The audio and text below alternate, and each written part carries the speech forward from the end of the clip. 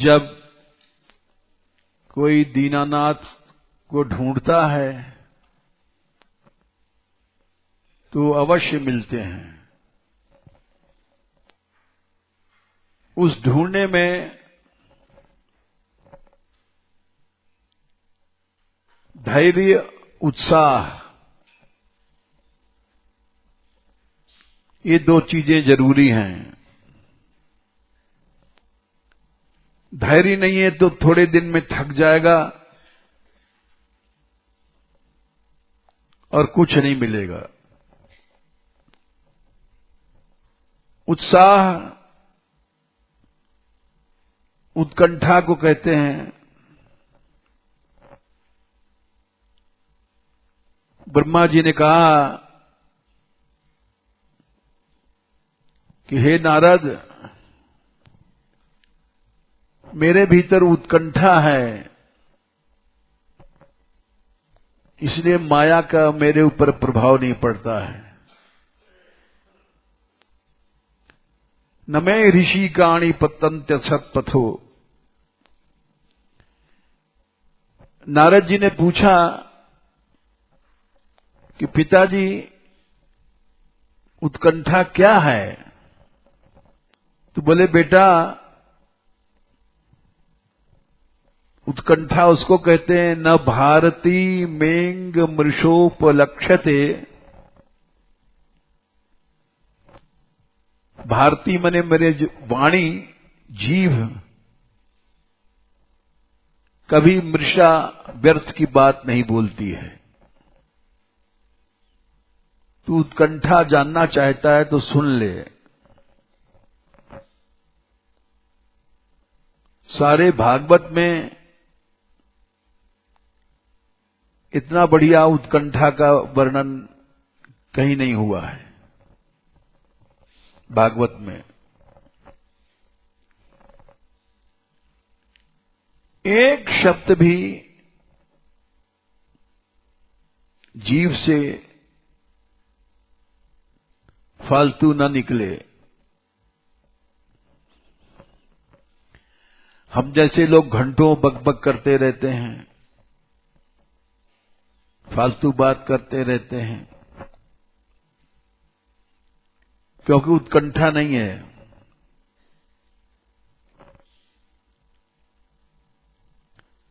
न भारती मेंग मृषोपलक्ष्यते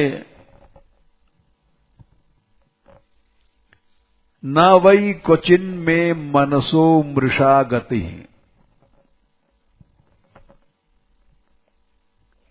मेरा मन मृषा मने झूठी बातों को नहीं सोचता।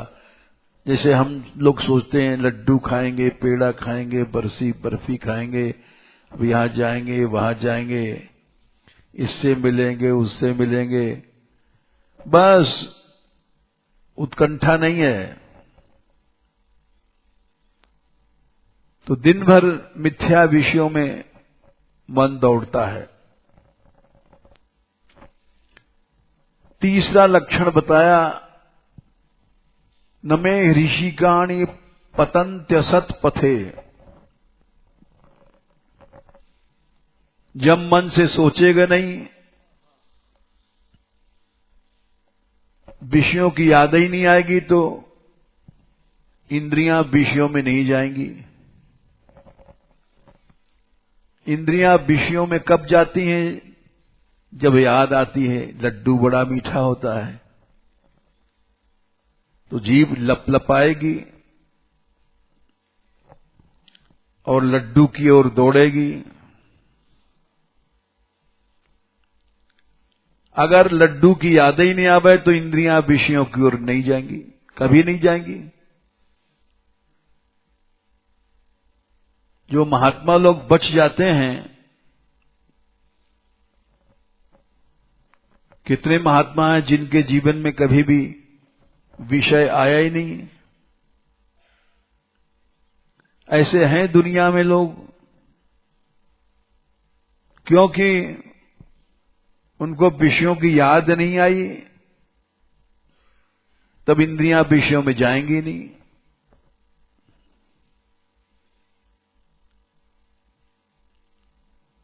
3 बातें बताई हैं। न भारती मेंग मृषोपलक्षते न वै क्वचिन में मनसो मृषा गति न मे ऋषि काणि पतंत्य सत्पथे। क्यों हियन में हृदयोत्कंठपता धृतो हरि। क्योंकि हमारे मन में हरि मन कृष्ण की उत्कंठा है। और जब मन में उत्कंठा नहीं है तो याद आएगी जलेबी बड़ी अच्छी होती है, गरम गरम खाओ मुंह में आनंद आ जाता है।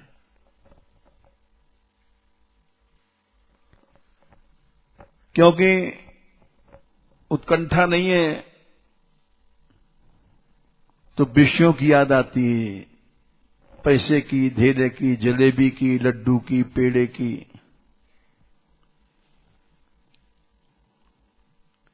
उत्कंठा होती है तो अवश्य भगवान मिलते हैं।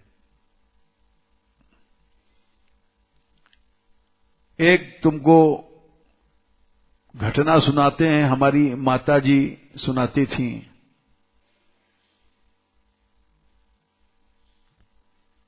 वो तो काफी लगभग 100 के आसपास, यानी 90 से ऊपर होकर मरी हैं। तो वो अपने बचपन की एक घटना सुनाती थी।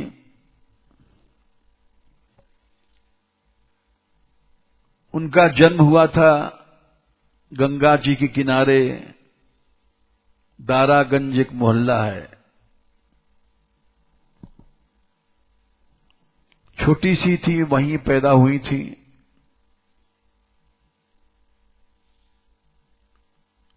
वहीं खेलती थी और गंगा जी में नहाती थी। गंगा जी की बड़ी भक्त थी।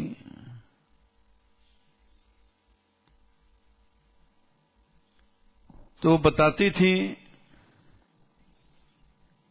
उन्होंने अपने बचपन में एक महात्मा देखा था,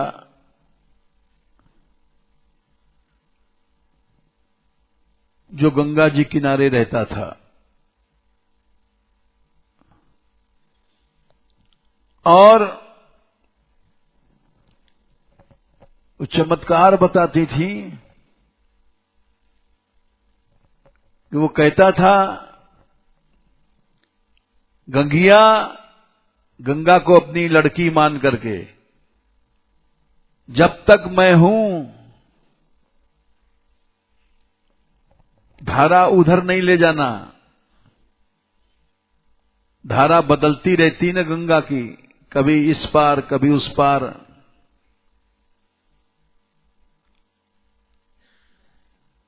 गंगिया धारा उधर नहीं ले जाना।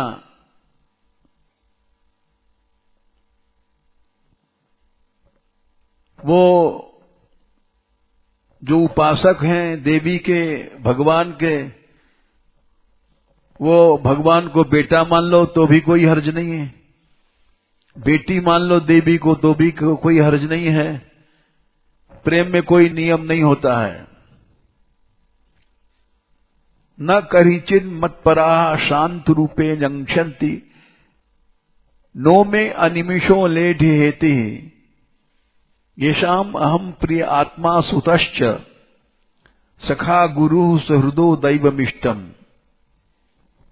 जिनका बेटा मैं हूं, सुत मने बेटा, आत्मा मैं हूं, गुरु मैं हूं, सब कुछ मैं हूं।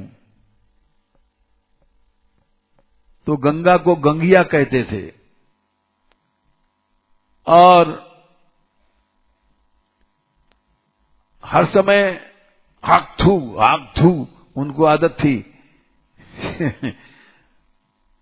तो ये लड़कियां चिढ़ाती थी, बोले हम छोटे छोटे थे चिढ़ाते थे, हाक थू। बचपन में ऊधम करता ही आदमी। तो वो नाराज नहीं होते थे। अरे तुम उमा सावित्री देवी, तुम सब क्यों चिढ़ाती हो हमको? सब में उनका देवी का भाव था।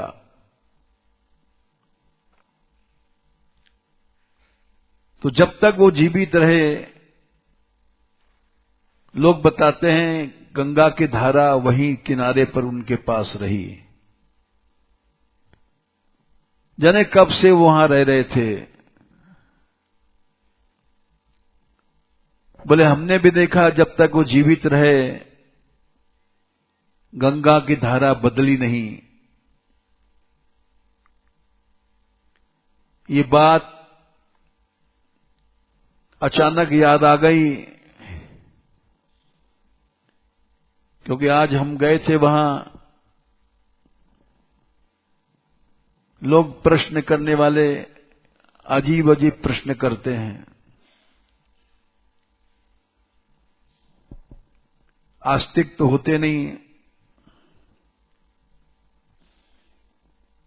वो तो एक नदी समझते हैं, पानी की नदी है जमुना।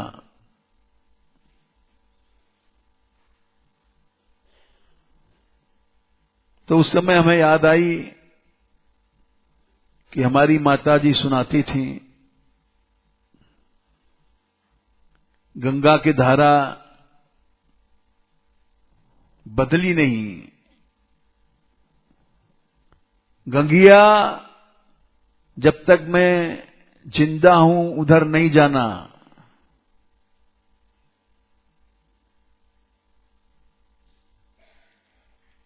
ये भागवत में लिखा है, मार्गम ददौ सिंधुरिव श्रियः पते। जब भगवान कृष्ण आए, बसदेव जी छबड़ा में रख करके रातों रात गोकुल पहुंचाने के लिए डलिया में लग करके, तो जमुना जी ने रास्ता दे दिया। बड़ी बड़ी जमुना थी, मघोनी वर्षति असकृत यमानुजा, गंभीर तुयोघ जवोर में फेनिला। वर्षा हो रही थी और इतनी जमुना जी भयानक चढ़ी थी, यमानुजा यमराज की बहन लग रही थी, ऐसा पानी था। भयानक भंवरें, चक्करदार भंवर डुबो देती है और नीचे नीचे निकाल के ले जाती थी, जाने कितनी दूर। ऐसी सैकड़े भंवरें पड़ रही थी। गंभीर तोयौघ जवोर में फेनिला, बड़ा गंभीर अगम पानी और बेग के साथ बह रहा था और फैन उसमें से निकल रहे थे। लेकिन जैसे भगवान गए, मार्गम ददौ, हट गई। जैसे सिंधुरिव श्रियः पते, राम जी के लिए समुद्र ने रास्ता दे दिया था, ऐसे ही और भी कथाएं आती हैं वेदों में। विश्वामित्र जा रहे थे, नदी चढ़ रही थी, नदी की स्तुति किया, नदी ने रास्ता दे दिया। ये बात हमारी यात्रा में कई बार हुई है।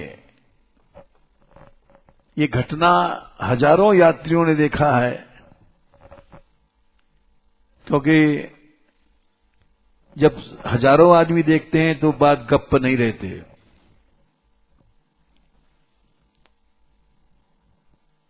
कल हमने भाषण दिया था वहां, तो हमारी मुंह से निकल गया था कि हमको जहर दिया गया था। तो आज एक प्रश्न करने वाला आया, महाराज जहर कैसा था, हम समझ गए कि इसको विश्वास नहीं है हमारी बात पर। तो वहां दो आदमी आए, बोले ये कोई पूछने की बात है, परेशान कर रहे हो। वो बिगड़ रहा था, मतलब ऐसा प्रश्न साधुओं से नहीं करना चाहिए। हमने देखा ये झगड़ा हो रहा है, तो गाड़ी बढ़ाओ। हमने कहा यहां दूसरे तरह के लोग हैं, बात पकड़ लेते हैं, हर बात को झूठ समझते हैं।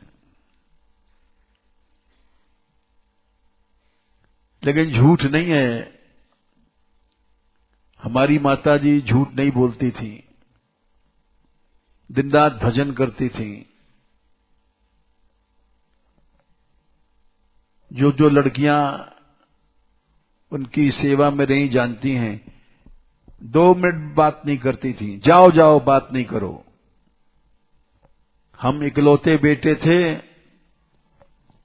वो कभी भी उन्होंने हमसे बात ही नहीं किया, हर समय माला करती रहती थी। और कोई बात करता था तो उसको भगा देती थी।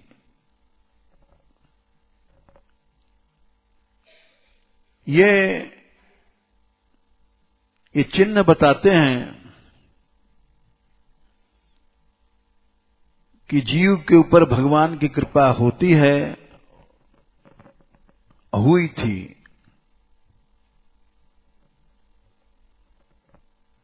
उनके प्रति इनकी बहुत श्रद्धा थी ब्रजराज की।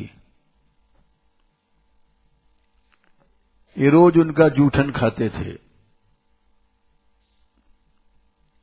और इनको अनुभव भी हुआ जब वो मरी हैं। दाह संस्कार जब दिया गया तो इनको आसपास सुगंध की प्रतीति भई, सुगंध, खुशबू।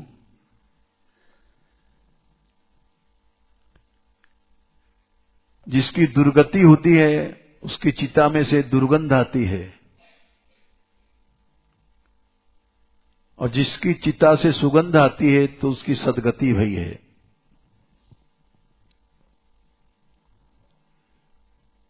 तो ये घटना इसलिए सुनाया कि देखो भक्ति तो है नहीं, लोग हर प्रश्न करने वाले असंभव समझते हैं। रात को एक कोई चीफ होता है ब्यूरो अखबार का, उसका फोन आया था। राधाकांत ने कहा कि आपसे बात करना चाहते हैं ब्यूरो साहब। हमने क्या करते हैं, क्या बात करेंगे? बोले देख लीजिए। तो वैसे ही लोगों से बात करना ही गलत है, क्योंकि हर आदमी की बुद्धि दूसरे ढंग की होती है। वो शंका करता रहता है, ये काम नहीं होगा, ऐसा नहीं, ये सरकार ऐसा करेगी, वैसा संसारी बातें रहती हैं। लेकिन बात करना भी पड़ता है, क्योंकि हमारे मैनेजर साहब ने कहा कि इनसे बात कर लीजिए, इनसे संबंध रखते हैं हम लोग, अखबार में निकाल दें, ये स्वार्थ रहता है हमारा। तो हमने कहा लाओ बात कर लें। हम बात नहीं करते किसी से फोन पर, क्योंकि सब बातें फालतू दुनिया के लोग करते हैं, श्रद्धा होती नहीं है। और हम लोगों का रास्ता दूसरा है।